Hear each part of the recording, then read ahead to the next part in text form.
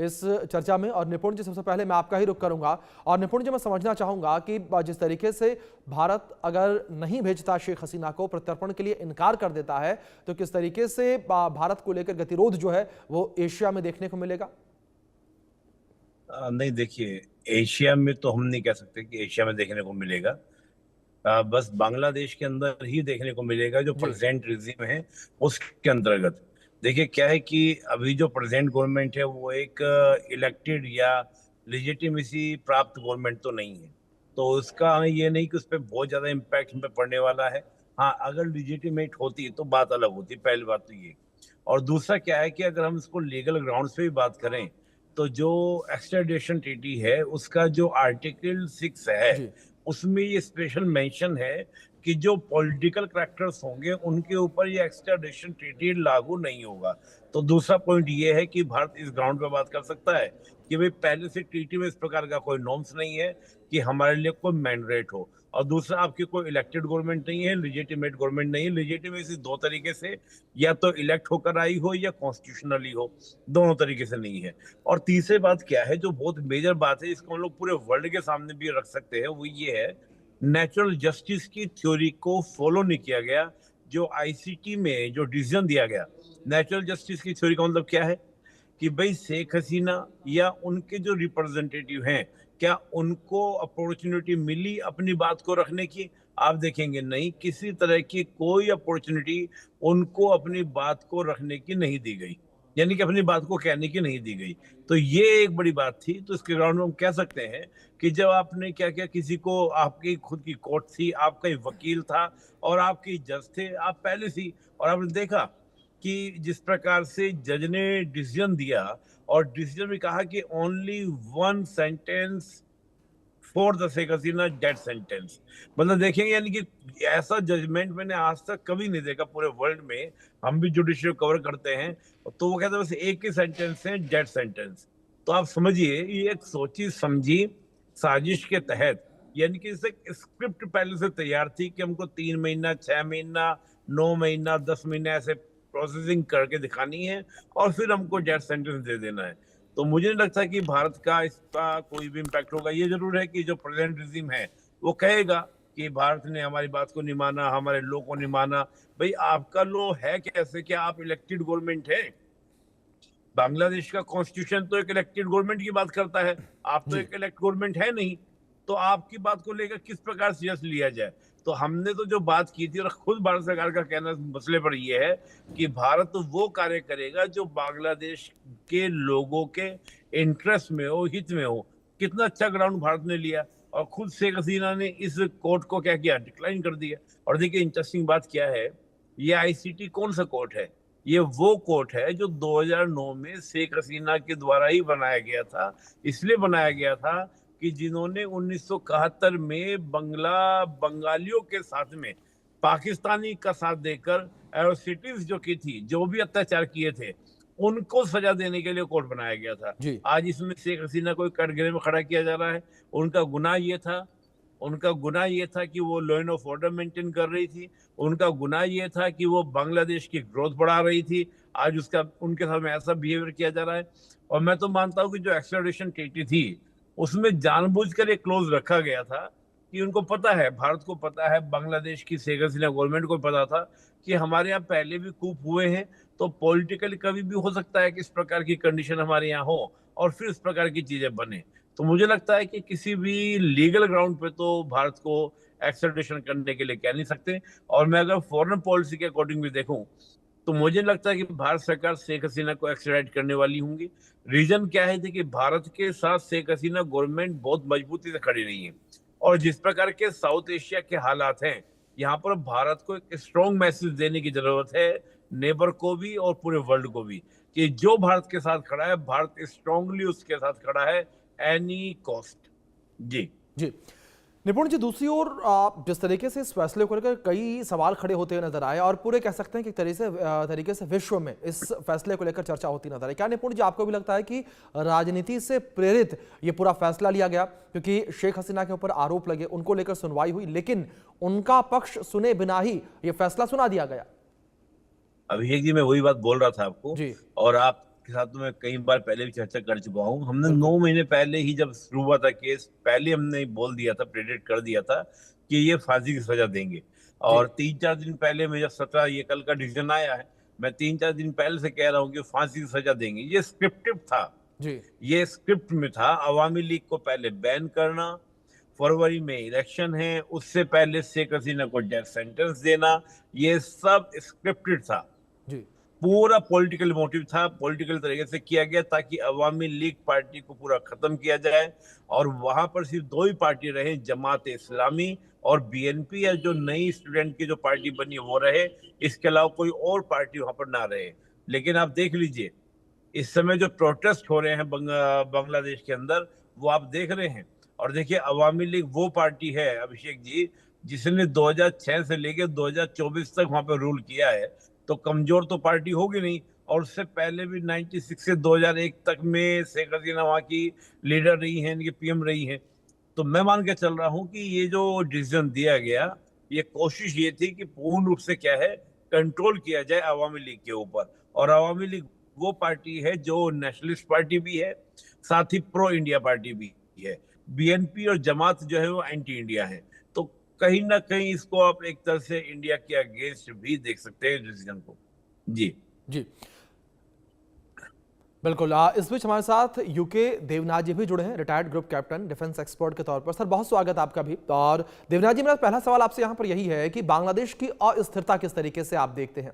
जिस तरीके से अभी शायद आप सुन ना पाए हो, निपुण जी ने भी इस बात का जिक्र किया कि स्क्रिप्ट के तहत पहले जो है आवामी लीग को बैन कर दिया गया, इसके बाद फांसी की सजा सुना दी गई यहाँ पर शेख हसीना को। तो क्या निपुण जी आपको लगता है कि जो एक अस्थिरता बांग्लादेश के अंदर पहले देखने को मिली थी, जो धीरे धीरे अब कहीं ना कहीं थोड़ी थोड़ी शांत होती नजर आई थी, वो अब एक बार फिर से बड़ा रूप देश के अंदर लेगी? अभिषेक, इसमें कोई शक नहीं है कि ये सब तैयारियां जो कर रही है बांग्लादेश की अंतरिम सरकार, मोहम्मद यूनुस की सरकार, ये इंगित करती हैं कि अगर फरवरी में इलेक्शन हुए तो अवामी लीग को एकदम उन्होंने तो बैन कर दिया है। शेख हसीना को भी अब वापस बांग्लादेश में जाकर इलेक्शन ना लड़ पाएं, ऐसी एक व्यवस्था करने की तरफ ये चेष्टा है। हो ये रहा है बांग्लादेश में कि फरवरी में अगर इलेक्शन होते हैं तो उसमें कौन कौन पार्टीज होंगी। एक तो बीएनपी होगी, बांग्लादेश नेशनल पार्टी, बेगम खालिदा जिहा की, वो भी थोड़ा कमजोर कमजोर सी चल रही है क्योंकि बेगम खालिदा की उम्र हो चुकी है, 84 साल की हो चुकी हैं और वो विदेश में ही हैं। तो बीएनपी भी आस्ते आस्ते अपना जो जमीनी पकड़ है वो कमजोर करती जा रही है, कमजोर पा रही है।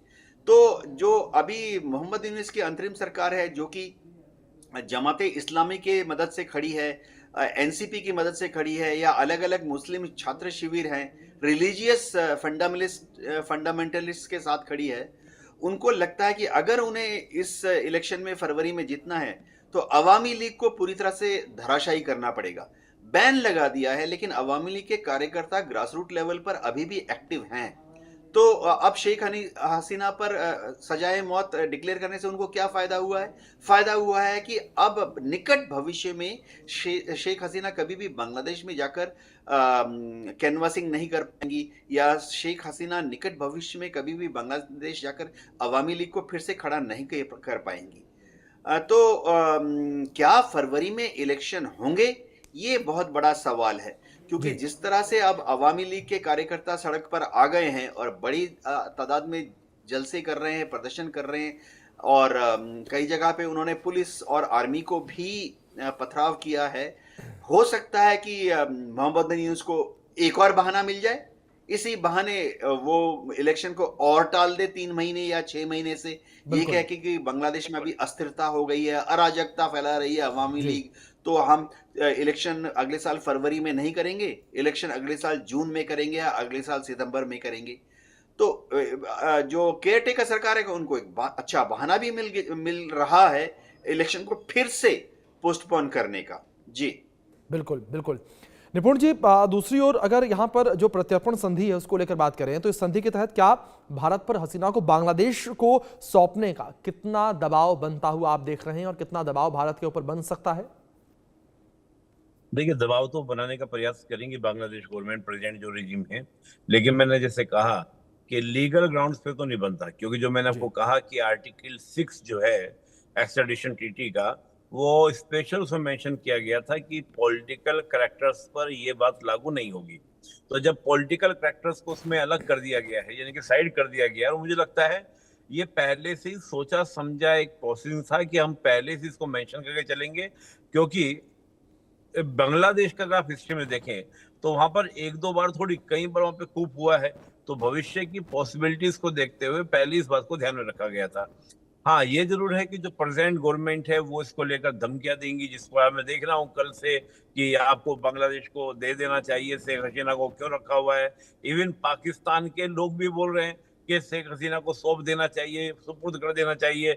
उस तरह की बातें करेंगे, कुछ घटनाओं को लेकर या कुछ ग्राउंड्स को लेकर बांग्लादेश की जमीन को यूज करने के लिए दे सकते हैं, तो उस तरह की बातें रहेंगी। लेकिन मुझे लगता है कि किसी तरह का दबाव भारत लेने वाला नहीं है इस प्रकार के ग्राउंड को लेकर। और मुझे लगता है कि भारत सरकार को शेख हसीना जी को भी कहीं ना कहीं इंटरनेशनल कोर्ट में इस बात को लेकर जाना चाहिए कि ये चल क्या रहा है बांग्लादेश के अंदर और हो कैसा रहा है, किस प्रकार से डिसीजन दिए जा रहे हैं। जैसे मैंने आपको कहा कि जो डिसीजन है ये नेचुरल जस्टिस की थ्योरी के बिल्कुल अगेंस्ट है। आप सोचिए, शेख हसीना जी को अपनी बात तक रखने का अवसर नहीं दिया गया, तो फिर आप कैसे मान सकते हैं कि जो जस्टिस है वो सही हुआ है। तो ये तो एक सोचा समझा एक स्क्रिप्टेड डिसीजन था कि आपने सोच के बैठे हुए थे, बस जी दुनिया को दिखाना था कि हमने एक प्रोसीजिंग को फॉलो किया है, प्रोसीजिंग किया है। वकील तक नहीं था वहां पर शेख हसीना का। तो आप जी सोचिए, तो ये जी मतलब एक तरह से कहता ना कि बस कुछ भी करके दे देना है, कर देना है, उस तरह की स्थिति वाली स्थिति थी कि आप बिल्कुल एक पॉलिटिकली मोटिव के तहत आपका पूरा फोकस है कि कैसे भी करके अवामी लीग को करेक्ट कर देना है, क्रश कर देना है, शेख हसीना को क्रश कर देना है और पूरी पावर हमें पास में रखनी है। देखिए, आज समय खालिदा जिया ऑलरेडी बांग्लादेश के अंदर नहीं है, बस जमात है, और जो स्टूडेंट की पार्टी बनी वो है, या यूनुस है। तो मतलब पूरा का पूरा एक डिक्टेटरशिप की तरह से है। लोगों के पास में जो राइट टू चूज होता है, राइट टू वोट होता है, वो सब वहां पर क्या कर दिया गया, खत्म कर दिया गया एक तरीके से। ये स्थिति आपको वहां देखने को मिल रही है। तो मैं मान के चल रहा हूँ कि भारत पर कोई प्रेशर का ग्राउंड बनता नहीं है। अब वो करेंगे जरूर कि आप सौंप दो, ये कर दो, वो कर दो, वो सब करेंगे ऐसे जरूर, ठीक है ना। जी जी बिल्कुल। देना जी, दूसरी ओर अगर भारत बांग्लादेश बॉर्डर को लेकर बात करें, जब बांग्लादेश के अंदर अस्थिरता देखने को मिली, सरकार वहां पर गिरी, तो भारत बांग्लादेश बॉर्डर पर भी हमें देखने को मिला काफी ज्यादा अस्थिरता, काफी ज्यादा वहां पर जो कट्टरपंथी हैं वो बॉर्डर पार करने की कोशिश कर रहे थे, भारत में भी अशांति फैलाने की कोशिश कर रहे थे। अब ऐसे में इस फैसले का प्रभाव क्या बॉर्डर एरियाज पर, बॉर्डर पर पड़ता हुआ देख रहे हैं आप देवनाथ जी? जी हाँ अभिषेक, भारत का जो बॉर्डर है 4,000 किलोमीटर लंबी है। जी 3,000 किलोमीटर पे फेंसिंग है, बाकी 1,000 किलोमीटर पर फेंसिंग नहीं है। बीएसएफ निगरानी करती है। जी अभिषेक, जब भी बांग्लादेश में अस्थिरता होती है, जैसे पिछले साल जुलाई और अगस्त में, उसके पहले भी कई बार हुई है, और या अभी फिलहाल जो अस्थिरता है, ऐसी हालत में बांग्लादेश से बड़ी तादाद में पलायन करने के लिए मजबूर कौन होते हैं? ज़्यादातर बांग्लादेश के हिंदू, क्योंकि हमेशा पिछले साल जुलाई अगस्त सितंबर में हिंदुओं के ऊपर बड़े बड़े हमले हुए, घरों पर, उनकी दुकानों पर, तो उनको बांग्लादेश छोड़ के थोड़ा भारत की तरफ भागना पड़ता है। इसी तरह से पिछले जुलाई अगस्त के बाद से अवामी लीग के कार्यकर्ताओं पर भी जोर शोर से हमले हो रहे हैं, खासतौर से अभी फिर से। तो अवामी लीग के जो कार्यकर्ता हैं, उनको भी बांग्लादेश छोड़कर भारत के तरफ आना पड़ता है शरण लेने के लिए। क्या कट्टरपंथी मुस्लिम भी भारत में इस बहाने घुस आते हैं? हाँ, ऐसा कभी कभी होता है, लेकिन बीएसएफ आमतौर पर इनको आइडेंटिफाई कर लेती है और वापस भेज देती है। तो अभी जो शरणार्थी वहां से ज्यादातर आ रहे हैं, ये ज्यादातर या तो हिंदू हैं या अवामी लीग के लोग हैं। जी अभिषेक। जी बिल्कुल। निपुण जी, दूसरी ओर जिस तरीके से लगातार हम तमाम विषयों को लेकर चर्चा करते हुए नजर आ रहे हैं और कई सारे इसके अगर हम परिणामों को लेकर बात करें तो उनको लेकर भी लगातार हम चर्चा करें, लेकिन एक ऐसा सवाल जो लगातार उठता हुआ नजर आ रहा है दक्षिण एशिया को लेकर और दूसरी ओर चीन और पाकिस्तान को लेकर भी, क्योंकि पाकिस्तान की इन्वॉल्वमेंट, उसकी नज़दीकियां बांग्लादेश के साथ हम लगातार देख रहे हैं और दूसरी ओर यह भी कहा जा रहा है निपुण जी कि बांग्लादेश जो है वो चीन की तरफ भी अपना झुकाव दिखाता हुआ नजर आ रहा है। क्या इन सब चीजों का, ये जो नए समीकरण बनते हुए नजर आ रहे हैं, इन समीकरणों का भारत को नुकसान हो सकता है? नहीं, देखिए, पाकिस्तान का तो वहाँ पूरा पूरा ग्राउंड तैयार है और पाकिस्तान तो उस ग्राउंड को पूरा यूज करने का प्रयास भी कर रहा है। पाकिस्तान की तो कोशिश है कि बांग्लादेश की ओर से भारत में डिस्टरबेंस क्रिएट किए जाए। पाकिस्तान के बड़े बड़े जो जनरल्स हैं मिलिट्री के, वो बांग्लादेश विजिट कर रहे हैं, सिलीगुड़ी कॉरिडोर के पास में काफी सारी प्रिपरेशन भी कर रहे हैं। ये फैक्ट है, इसमें कोई दो राय नहीं है।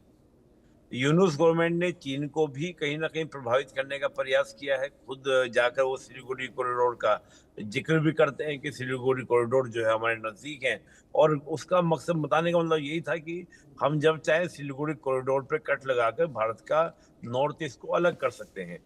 और बड़े बड़े मंसूबे पाल रहे हैं। सल्तनत बंगाल बता रहे हैं, जिसमें उड़ीसा के हिस्से, बंगाल के हिस्से, बिहार का हिस्सा, नॉर्थ ईस्ट पूरा का पूरा, इस प्रकार के जो मंसूबे हैं। तो ये दिखता है कि बांग्लादेश क्या है, निकट भविष्य में भी उनकी कोशिश है कि संबंधों को इतना खराब कर दिया जाए ताकि भारत से संबंध दोबारा रिवाइव ना हो पाए। और यहाँ पर वो चीन के साथ में कहीं ना कहीं प्रयास कर रहे हैं कि चीन का साथ लेकर हमारे यहाँ पे हैवी इन्वेस्टमेंट हो और चीन के इन्वेस्टमेंट के आधार पर हम लोग क्या करें, अपना विकास करें, तरक्की करें।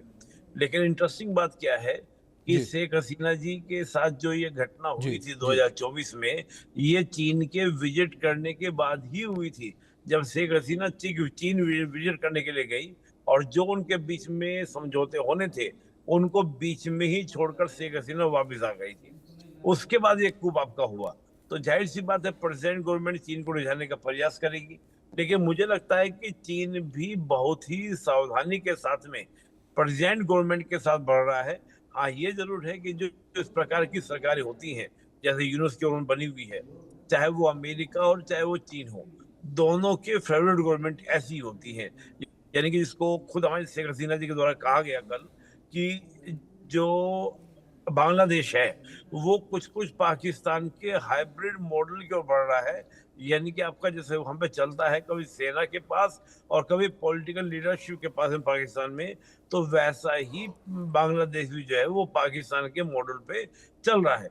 तो मुझे लगता है कि इस तरह की जब स्थिति होती है तो किसी जी भी देश को अपनी फॉरेन पॉलिसी में बहुत सारे इश्यूज का सामना करना पड़ता है। बिल्कुल हमें भी निपुण जी, सोचना जाहिर तौर पर पड़ेगा कि वो आगे चल कैसे के क्या टैकल स्थितियां करें। बनती हुई नजर आएंगी, उन स्थितियों पर भी सभी की निगाहें बनी हुई हैं और भारत इसको लेकर क्या कुछ कहता है और क्या फैसला लेता है वो भी देखने योग्य होगा। फिलहाल आप दोनों मेहमानों का बहुत शुक्रिया जुड़ने के लिए और अपना कीमती वक्त इंडिया न्यूज के साथ साझा करने के लिए। वक्त छोटे से ब्रेक का है, बने रहें इंडिया न्यूज के साथ।